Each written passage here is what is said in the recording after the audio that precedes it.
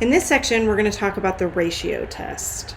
The root test is also in your book, but it is not a part of the AP test, so I'm not going to go over it. It can be useful in determining whether a series converges or diverges, but since it's not necessary for the AP, I'm not going to go over it in this video. The ratio test is very important to the AP. In fact, when we get to sections 10.9 and 10.10 and we talk about Taylor series, we're going to be using the ratio test a lot. And the ratio test is going to be useful throughout a lot of the sections in this chapter.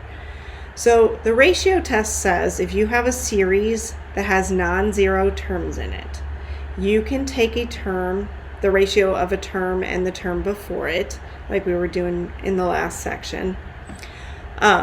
Take the absolute value of that, then take the limit as n approaches infinity of the ratio of those two terms.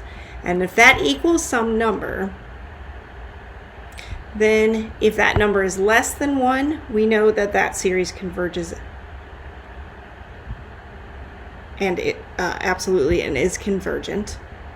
If that number equals 1, then we don't have any information about whether the series converges or diverges. If L is greater than 1, then we know that the series diverges. And if it equals infinity, then we know that the series diverges.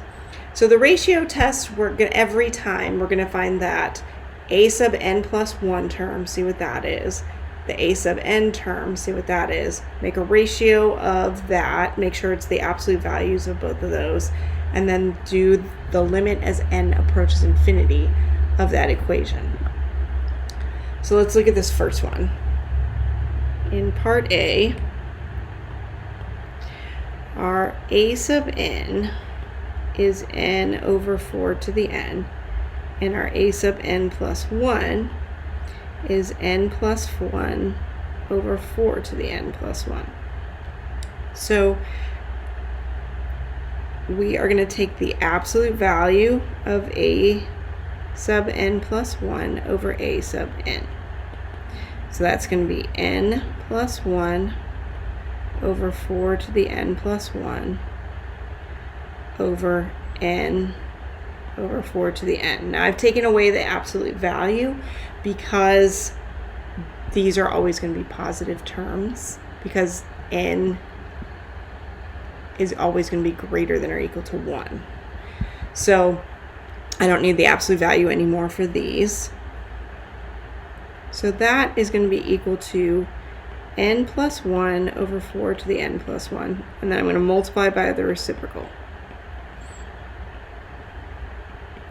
So 4 to the n divided by 4 to the n plus 1, all the 4 to the n's go away, and I'm just left with 4 to the 1. So that gives me n plus 1 over 4 times n.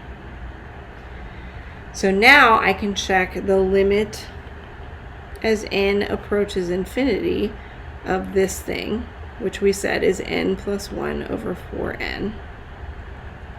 That we know is 1 over 4. That number is less than 1, so therefore that series converges. For B, our a sub n plus 1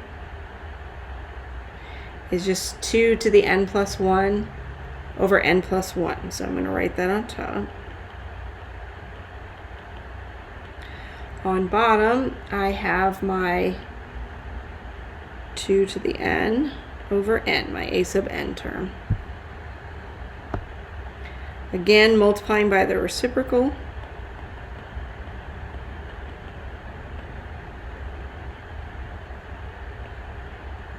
This time I have 2 to the n plus 1 over 2 to the n.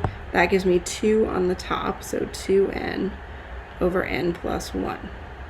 So in this one, the limit as n approaches infinity of 2n over n plus 1 equals 2. That number is greater than 1, so that series diverges by the ratio test.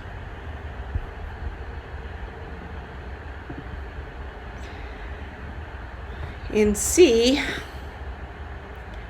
my A sub n is 3 n plus 1 over n plus 1 squared, and my A sub n is 3n plus 1 over n squared. Multiplying by the reciprocal, and I'm going to also simplify this numerator here. Gives me 3n plus 4 over n plus 1 squared times n squared over 3n plus 1. So my n plus 1 squared is the same thing as n squared plus 2n plus 1. And if I distribute this 3n plus 1 to all of that, on the bottom here I get 3n cubed plus 7n squared plus 5n plus 1. Multiplying out the top gives me 3n cubed plus 4n squared. So now we can see that the limit as n approaches infinity of that is just 1. So this is the case where it gives us no information. We'll have to use some other test to see if that converges or diverges. Now part D, A sub n is going to be 1 over n plus 1 factorial. A sub n plus 1. A sub n is 1 over n factorial.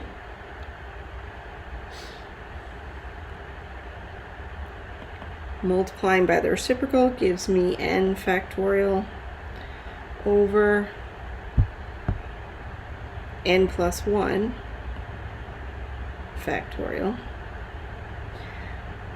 Okay, so we've talked about this before, that n plus 1 factorial is the same thing as n factorial times n plus 1, because that's the only term missing in all the terms in n factorial. So the n factorials cancel and we get 1 over n plus 1. The limit as n approaches infinity of 1 over n plus 1 is 0. That number is less than 1. So by the ratio test, that converges. Now this is going to be an interesting one because we're going to see a limit in here that we recognize as something we've learned about when we simplify here. So here our A sub n plus 1 term is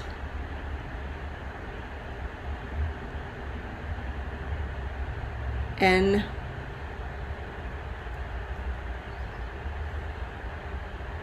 plus 1 factorial over n plus 1 to the n plus 1 power. Our A sub n is n factorial over n to the n.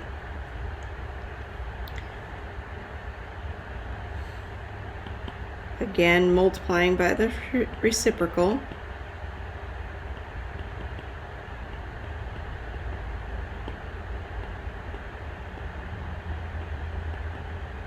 Gives us this.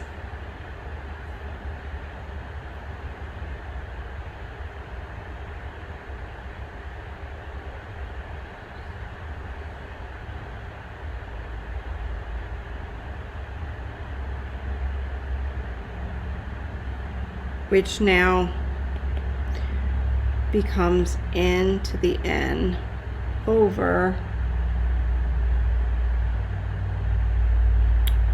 n plus 1 to the n power. Because again, this part reduces down to just n plus 1, and so then we have n plus 1 over n plus 1 to the n plus 1, so that's just n plus 1 to the n. that is the same as all of this to the n power, which if we divide everything by n is the same thing as this. So the limit as n approaches infinity gives us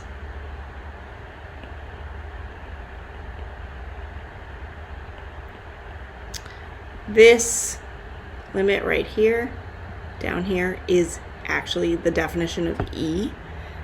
So that's going to be 1 over E, which is less than 1. So that series converges. Now, you'll not be expected to memorize the limit for E, but it just makes it interesting that this particular one gave us that limit that is the definition for E. All right, on this last example, this is a reminder that you need to have the absolute value. So I haven't been writing that down because in every other one, they've all been positive all the time. This is an alternating series here.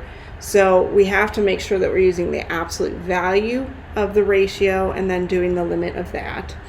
So our a sub n plus 1, if we take the absolute value of that, we can ignore the negative.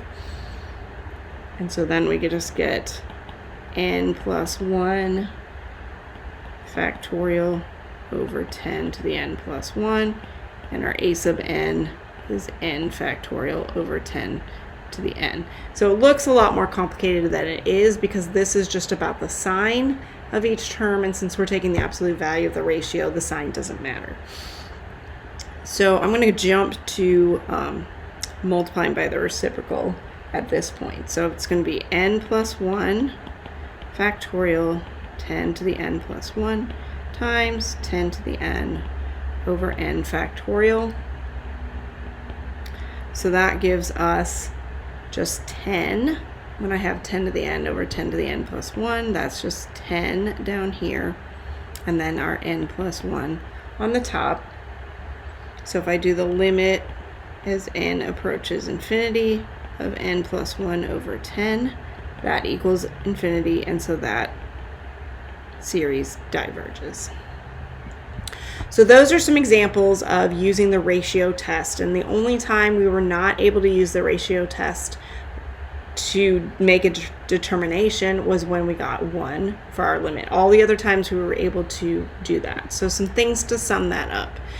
Make sure you're not just finding the ratio of the two terms. After you figure out what that is and you simplify it, then you do the limit as n approaches infinity for that ratio. And then check to see whether it's less than 1. For example, this is a series that diverges, but if I just did the ratio of the terms, that's less than 1. But if I do the limit as n approaches infinity of the ratio of the terms, that equals 1. And so that ratio test doesn't tell me whether it converges or diverges, and then I need another test to know that the harmonic series diverges. To show divergence, all you have to do is show that the ratio itself is greater than 1. You don't actually have to do the limit. If it's equal to 1, the limit is equal to 1. That does not give us any information. And also, if the limit isn't infinity, because in the last one it was infinity, so we knew it diverged. If it's not infinity, but it doesn't exist, then we also don't get any information from that. The ratio test, anytime you see factorials, the ratio test is going to be the one that you want to choose. So that's a good thing to remember as you're trying to decide which tests to use.